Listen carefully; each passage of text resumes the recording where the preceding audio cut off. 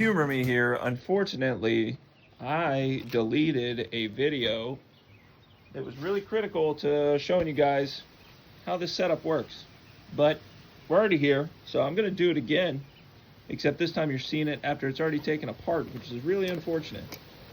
Either way, let's do a breakdown on how this VHF UHF Manpack build actually looks. And we'll start by talking about this QYT KT8900. This is the focal point of the build, right? The radio, maybe the antenna, probably the antenna. I picked this up on Facebook for 70 bucks. I used, and you're gonna see my mistakes in this video, I used this ammo can. It was a Plano ammo can. This was a sidewall of this ammo can, right?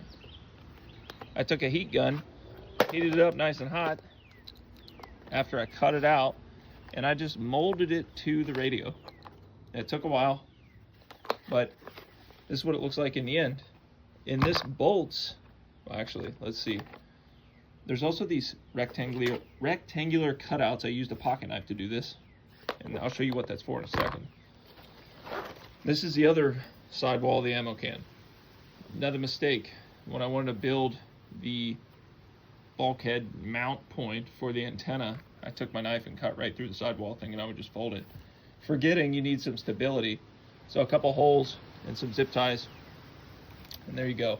This was the rest of that sidewall though. I used the heat gun, heated this up, molded it, flattened it a bit, and then I took a pocket knife and cut out these rectangles. I'll show you inside the bag. At the top of this London Bridge Trading pack, there are these Velcro hook and loop straps. So this goes inside, and then those Velcro straps run through these holes, and that's what secures the backing, like so. And then this sits down in here. Same thing. I run these straps through both holes. There's the other strap right here. And then that mounts like so, and it dangles.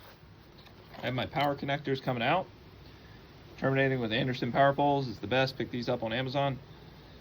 They're not the name brand because they're more expensive, but they work. And that goes to a 12.8 volt 6 amp hour battery. This thing's lightweight. Actually, it feels like the cables weigh more than the battery do.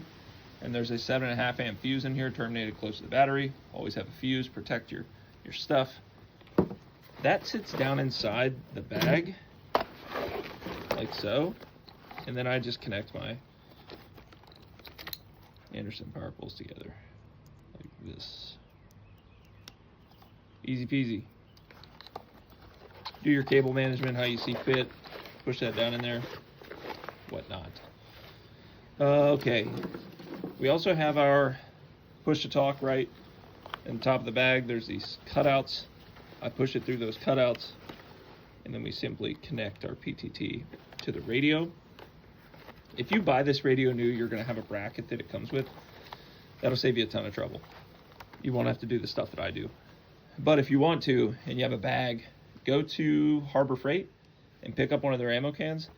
I think they're fairly durable plastic. If not, you know, buy a sheet of plastic on Amazon and then mold it to what you need. This is the bulkhead connector. This is TNC. This would go through here, like so. There's a seller on eBay that makes these. They're pretty high quality.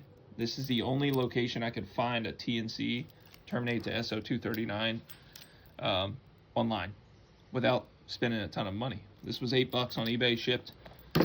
So there's that. I recommend if you're going to do it though, have a B&C termination at the end for the bulkhead. You know, pick your flavor of choice for what do you want to connect to the radio. At least in my case, I need one of these. And if you have this radio, you also need this. Most antennas terminate B&C, like all of these, well, except for the Baofeng. I picked up this surplus antenna from, oh God, I don't even know, some convention years ago. You could pick these up on eBay, 60 or 70 bucks.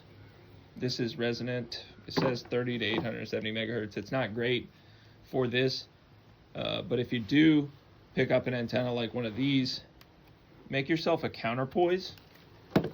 So, right, this is generally what's expected. This antenna expects a ground plane or something to fill the other side. So when you're holding it, you become part of the antenna. When it's on a Manpack setup like this, if you have this here and you have an antenna on top of it, you are not inherently touching it, so therefore you are not part of the antenna. So you need to make a counterpoise. It could be something like this. These are 2 grounding straps that are soldered together. It's actually these from Amazon at 19.5 inches. And then this would simply sit like this over top of your connection. So then you put your antenna on top, and this becomes part of that ground plane. So it adds the other piece of the antenna that it's looking for, and it lowers your SWR, protects your radio, helps you transmit more efficiently. I think that's everything. If you ever need to cut a hole in a bag, this is what I did in case I want to run this battery, the 10 amp hour that's used for my Manpack. Take a soldering gun and just heat up the material, cut yourself a slit. I can run my Anderson power pole through there. That battery pack goes to my FT891 Manpack or field pack. We've done videos on that. I also have a spare whenever I decide to buy a battery. Oh look, it's a moth. What's up, buddy? There you go. I don't think he was alive. I feel bad. But battery goes in there. So that's the idea. If you guys can find, an Icom V8000 or a Yaesu FT2400 or anything on Facebook Marketplace, if it's a relatively decent deal, buy it. Make use of it. Try different things. This isn't perfect. It's by no means perfect, but it works. So if I'm at the gardens like I was yesterday with my son, I can hit the repeater in downtown Norfolk that's 6 miles away from me in that location, and I'm happy with it. Or I just carry a simple bow thing. It's really, pick your own